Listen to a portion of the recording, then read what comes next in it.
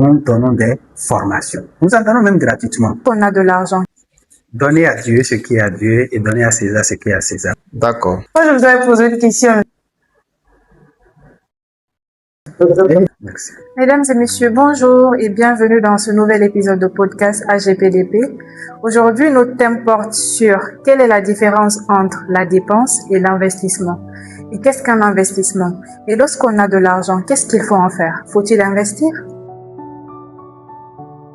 Merci beaucoup, Madame Cham, pour la question.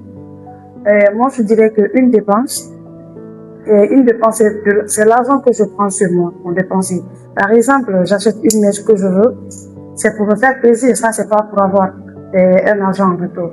Maintenant, je prends, par exemple, je vais acheter la mèche là à 3 millions, je prends les 3 millions là, j'investis dans la vente des vêtements. Et ça, forcément, j'aurai des intérêts en retour.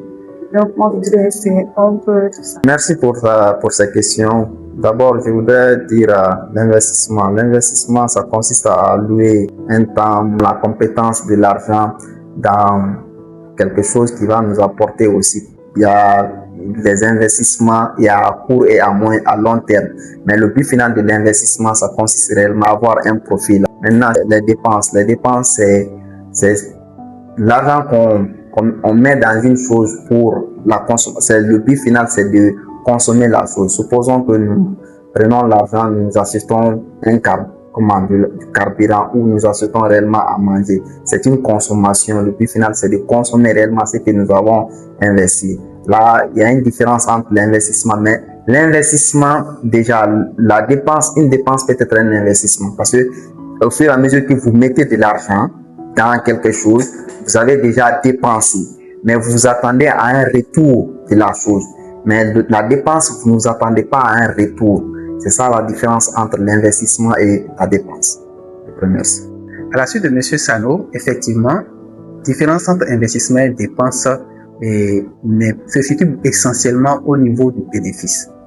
Alors qu'une dépense simple va donner un bénéfice qui sera juste la satisfaction en consommant quelque chose et en ayant par exemple un besoin immédiat qui est satisfait, la dépense d'investissement va amener du profit, c'est-à-dire générer de l'argent à moyen ou à long terme. Donc, idéalement, pour dépenser de l'argent, il faut toujours réfléchir à savoir est-ce une dépense d'investissement ou juste une dépense de consommation. Donc, pour ceux qui veulent réussir à bien utiliser leurs fonds, la première question à se poser souvent lorsqu'on a de l'argent, donc je se demande qu'est-ce que je dois en faire, c'est de commencer déjà par dire la dépense que je vais effectuer là, est-ce une dépense d'investissement ou bien juste une dépense de consommation? Monsieur Sano et Monsieur Diego, j'ai écouté avec beaucoup d'intérêt vos différentes interventions. Là, il s'agirait de nous donner vraiment des exemples concrets sur la différence entre l'investissement et la dépense dans la vie de tous les jours. Pour ceux qui ne savent pas, des exemples concrets pourraient les aider à mieux maîtriser le sujet. Ma définition par rapport à la dépense, je vais faire savoir réellement l'affaire du carburant, l'achat du carburant. Il y a d'autres exemples aussi. Supposons que vous voulez acheter une chemise et vous voulez vous faire plaire. Vous faites une dépense en achetant une chemise. Ça, c'est une dépense. Si c'est un investissement, l'investissement, comme je l'ai dit en temps de la prise de parole, je vais dire que c'est réellement il y a un but lucratif qui est derrière. C'est qu'on s'attend à quelque chose, quoi. Là, si vous voulez investir, parce que l'investissement déjà, il y a plusieurs volets, investissement à court et à long terme. Là, si vous voulez investir, vous attendez à quelque chose. Supposons que moi, je vends des ordinateurs. Là, j'achète un ordinateur à 2 millions et je le revends à 2 millions 500. C'est un investissement que j'ai effectué parce que déjà, je l'ai acheté, je l'ai pas consommé directement, je l'ai revendu pour gagner quelque chose. C'est un investissement que j'ai effectué sur l'ordinateur. C'est ça la différence entre l'investissement et les exemples que j'ai donnés. Ça, l'exemple, acheter un ordinateur et vendre aussi à d'autres personnes. Là, c'est un investissement que j'ai effectué sur l'ordinateur.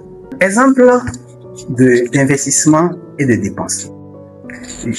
Je vais abonder dans le même sens que Mme Cissé et M. Salo, en prenant l'exemple, des habillements. Pour un consommateur ordinaire, acheter un habit, une mèche ou bien des chaussures et tout, ça ne sera que dépenses de consommation. Par contre, dans la logique de quelqu'un qui est une star, en allant acheter un habit qui coûte cher, des fringues qui a une certaine valeur, ça peut être un investissement. Il faut faire attention. Parce que lui, l'artiste, le jour va décider de revendre, par exemple, ce t-shirt qui est connu de tout le monde, qu'il a acheté ça, je prends un exemple banal, à $5,000 et tout. À cause de sa notoriété, des gens seront prêts à acheter cette chemise ou bien ce t-shirt-là au double du prix. Il y a des artistes qui font ce genre de business, par exemple. Oui. Donc là, lui, il n'achète pas juste pour son plaisir, mais il achète dans le but de revendre plus cher à cause de son nom, à cause de ce qu'il est, de ce qu'il porte en termes d'aura, etc.